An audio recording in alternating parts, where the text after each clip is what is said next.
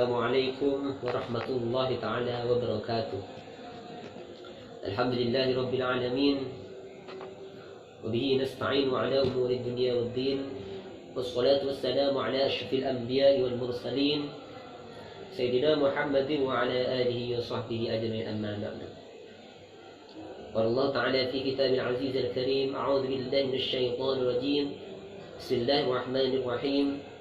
Ya ayyuhalladzina amanu ijtanibu katsiran minadh dhann inna ba'dadh dhanni ithmun wa la tajassasu wa la yaghtab ba'dukum ba'dan. Al-ayah. Qala an-nabiy sallallahu alaihi wasallam, inna Allaha yaqulu ana inda dhanni abdi bi wa ana mahu idza da'ani. Hadis atau kama qala. Yang terhormat Rektor IAIN Madura, Bapak Dr. Haji Muhammad Qasim SAG, yang juga saya hormati pengampu mata kuliah Ilmu Retorika Ibu Liana Rahmatul Wahidah, dan juga yang saya hormati teman-teman beserta para pemirsa yang berbahagia. Alhamdulillah, bitalaful alhamdulillah rabbil alamin.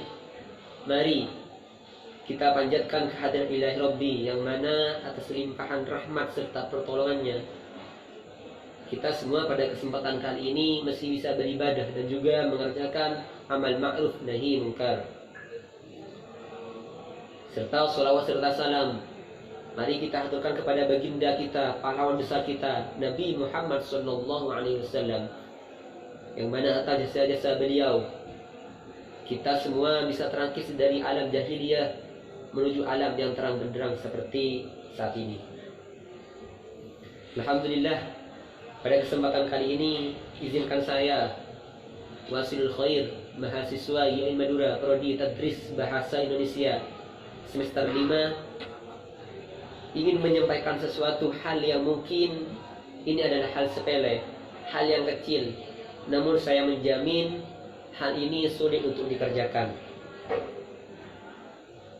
Pada kita ketahui bersama bahwa kita hidup di dunia ini tidak sendiri, namun kita hidup dalam dunia ini adalah bergotong royong, saling bantu satu sama lain. Dan dalam Al-Quran pun sudah dijelaskan bahwa kodrat manusia di dunia ini tidak bisa hidup sendiri, namun manusia itu harus saling mengenal dan membantu satu sama lain. Dan ini sudah ada dalil hadisnya, yaitu khairun nas anfa'uhum bin nas. Paling baiknya manusia adalah dia yang bermanfaat untuk orang lain. Tidak usah mempermasalahkan seberapa banyak ilmu seseorang, namun yang harus kita utamakan adalah bagaimana kita sebagai manusia itu bisa bermanfaat untuk orang lain. Maka izinkan saya pada kesempatan kali ini memberitahukan tentang suatu ilmu yang mungkin ini adalah ilmu yang sederhana, tapi ini sulit untuk dikerjakan. Pada kesempatan kali ini saya akan menyampaikan tentang suatu ilmu yang bernama husnul dzan, dan juga berperilaku baik pada orang lain. Allahumma shalli ala Muhammad. Husnul dzan ialah berprasangka baik pada orang. Sebagaimana sudah saya jelaskan di awal bahwa dalam Al-Quran itu ada dalil yang berbunyi dalam Quran surat Al-Hujurat ayat 12, itu berbunyi Bismillahirrahmanirrahim. Allah berfirman, Ya ayyuhalladzina amanu ijtanibu katsiran minadh dhann inna ba'dadh dhanni ithmun wa la tajassasu wa la yaghtab ba'dukum ba'dan ayuhibbu ahadukum an ya'kula lahma akhihi maytan fakarihtumuh wattaqullaha innallaha tawwabur rahim. Subhanallah. Juga hadis ini sudah disampaikan dalam hadis Nabi Muhammad SAW, yang mana Nabi Muhammad SAW bersabda, Inna Allah yaqulu ana inda dhanni abdi wa ana mahu idza da'ani.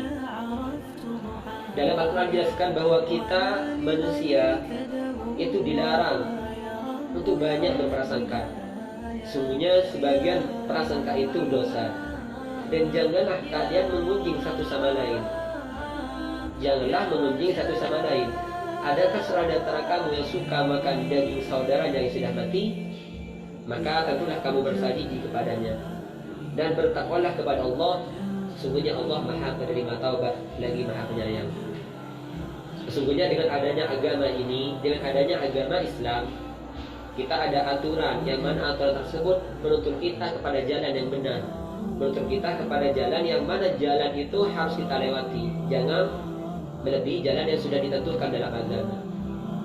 Seperti apa? Seperti ini, sifat husnudzon, berprasangka baik pada Allah dan juga pada sesama makhluk. Yang mana contohnya berprasangka baik kepada Allah Subhanahu wa taala. Contohnya semisal ketika kita mencari ilmu, ketika guru menyampaikan materinya, si murid berkata, "Kenapa saya tidak cepat paham ya Allah? Apakah mungkin saya ini terlalu banyak dosa? Apakah mungkin saya tidak dapat kasih sayang oleh Allah?" Maka jangan, karena dalam hadis tersebut, dalam hadis yang sudah saya sebutkan tadi, kita dilarang berprasangka yang tidak baik pada Allah. Maka apa yang harus kita lakukan? Maka kita harus berprasangka baik pada Allah. Contohnya, mungkin tanamkan dalam hati kalian, mungkin Allah sedang menguji kalian. Seberapa besar kalian ingin menuntut ilmu dan seberapa besar perjuangan kalian. Teruslah berprasangka baik pada Allah, karena dengan berprasangka baik itu Allah seperti apa yang kalian sangka. Karena apa? Karena jika kalian terus berprasangka baik, maka akan ada hati yang tenang, akan ada hati yang tentram. Juga berprasangka baik pada orang. Semisal kalian mengetahui orang tersebut berpenampilan tidak baik, maka janganlah kalian memvonis orang itu sebagai orang yang tidak baik. Contohnya pakaiannya yang rombang-rambing, pakaiannya yang rock and roll, pakaiannya yang tidak pantas menurut agama kita. Contohnya bolong atau bagaimana, maka kita jangan memvonis orang itu ahli maksiat atau tidak baik. Karena apa? Karena Syekh Habib Umar Al-Hafidh itu pernah berdauh bahwa seseorang yang ahli maksiat itu tidak boleh kita pandang hina. Karena apa? Karena bisa jadi orang yang ahli maksiat tersebut itu derajatnya lebih tinggi daripada kita. Maka dari itu, dulu pada masa Nabi ada sahabat yang sedang jalan-jalan di daerah pantai. Pada saat itu sahabat tersebut melihat seseorang yang sedang duduk bersama wanita, dan di dekat wanita tersebut ada banyak botol minuman keras. Maka sahabat tersebut, orang tersebut itu langsung memvonis orang itu tidak baik. Orang itu berkata bahwa, "Duh, malangnya orang itu, banyak dudukan wanita dan juga banyak minum, malang sekali nasibnya. Sungguh tidak baik orang itu." Maka jangan. Maka apa yang terjadi? Ketika suatu saat dia bertemu dengan orang itu kembali, maka orang yang divonis tidak baik itu berkata kepada yang mengatakan bahwa dia tidak baik, "Hai kau, lebih baik kau berkata yang baik, lebih baik kau bersedekah daripada mengatakan tidak baik pada orang." Maka sontak orang tersebut langsung terkejut. Kok bisa dia tahu tentang bahwa aku telah berpikir tentang tidak baik tentangnya? Maka orang yang tidak baik tersebut menjelaskan, orang yang disangka tidak baik tersebut yang duduk dengan wanita menjelaskan pada orang yang berprasangka tidak baik, sesungguhnya wanita tersebut ada di buku, dan botol-botol minuman yang ada di dekatku itu aku tidak tahu, karena pada saat itu aku duduk di sana sudah banyak botol minum. Maka bisa kita mengambil pelajaran dari hal ini. Kita sebagai umat Islam, yang mana agama yang rahmatan lil alamin, aturannya bukan untuk kita sendiri, namun untuk orang lain, baik orang Islam maupun orang luar Islam. Kita itu dalam agama Islam ada aturannya. Maka inilah adanya agama sebagai pengatur kita, pedoman kita, agar kita tidak sampai lewat jalan. Maka dari hal ini kita dapat kesimpulan bahwa berprasangka baik pada orang itu tidak baik, karena belum tentu apa yang kita sangka itu seperti apa yang kita prasangka. Karena begini teman-teman, karena ketika kita berprasangka tidak baik pada orang, maka dalam hati ini itu akan timbul penyakit hati yang terus ada dalam hati ini. Itulah, tanamkan dari sekarang, apalagi kita jiwa-jiwa pemuda maupun yang sudah tua, itu tanamkan dari sekarang pada siapapun, pada orang yang ahli maksiat sekalipun, itu kita tanamkan prasangka yang baik. baik kepada Allah Subhanahu wa taala, kita harus selalu berprasangka baik. Mungkin Allah sedang menguji kita, mungkin Allah sedang menegur kita, mungkin Allah sedang menguji kita agar kita ditinggikan derajatnya. Itu jika kita mendapatkan musibah. Sedangkan pada orang lain yang meskipun orang itu ahli maksiat, maka kita jangan langsung memfon ahli maksiat, karena bisa jadi orang yang ahli maksiat itu lebih tinggi derajatnya daripada kita, insyaallah. Perlu kita ketahui teman-teman dan juga para pemirsa yang berbahagia, bahwa kita masuk surga itu bukan karena amal kita. Karena apa? Dulu pada waktu masa Nabi itu ada seorang sahabat yang ingin masuk surga karena amalnya. Maka apa yang terjadi? Amal yang sudah dilakukan bertahun-tahun itu tidak menyamai dengan nikmat Allah satu detik pun. Kita bisa menghirup udara bebas tanpa oksigen, dan juga kita bisa melihat dengan sempurna. Itu adalah nikmat yang besar. Maka jangan pernah kalian mengandalkan amal kalian untuk masuk surga. Maka apa harus kalian lakukan? Kalian itu bisa masuk surga dengan rahmat Allah Subhanahu wa taala. Juga yang kedua, itu kita harus berperilaku baik pada orang. Ada suatu makalah mengatakan bahwa jangan pernah kalian takut dibenci orang lain. Namun yang harus kalian lakukan adalah kalian membenci orang lain. Kita harus sadar teman-teman, kita ibaratkan pada pohon. Semakin tinggi suatu pohon, apalagi semakin banyak buahnya, itu maka semakin banyak angin yang menerpa. Kita bisa bandingkan pada kehidupan kita, semakin tinggi derajat seseorang, maka semakin tinggi cobaan yang akan dihadapinya. Maka apa harus kita lakukan? Kita sebagai manusia yang beriman, wahai teman-teman yang beriman dan juga kalian pemirsa yang berbahagia, mulai dari sekarang lakukanlah berperilaku baik kepada orang lain, meskipun orang tersebut itu membenci dan juga memperlakukan kita secara tidak baik. Karena apa?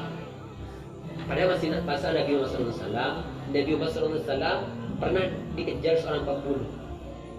Nabi Muhammad dikejar, Nabi Muhammad lari, lalu orang yang ingin membunuh Nabi Muhammad itu terperosok. Tapi apa yang terjadi? Bukan Nabi Muhammad langsung meninggalkan, tapi Nabi Muhammad menolong orang tersebut. Ditolong sama Nabi Muhammad SAW. Setelah ditolong bukan langsung pas beriman, tapi malah mengejar kembali dan ingin membunuh lagi. Sampai hal ini terulang sampai 3 kali. Tapi Nabi Muhammad tetap saja menolong. Bisa kita pikirkan, andaikan Nabi Muhammad pada saat itu meninggalkan ataupun berdoa yang jelek pada orang tersebut, maka tidak menutup kemungkinan orang tersebut tidak akan sadar. Namun kenapa apa yang dilakukan Nabi Muhammad? Maka Nabi Muhammad menolong orang tersebut. Sama Nabi Muhammad itu ditolong, maka suatu saat maka orang tersebut akan sadar. Alhamdulillah pada saat itu orang tersebut sadar dengan izin Allah.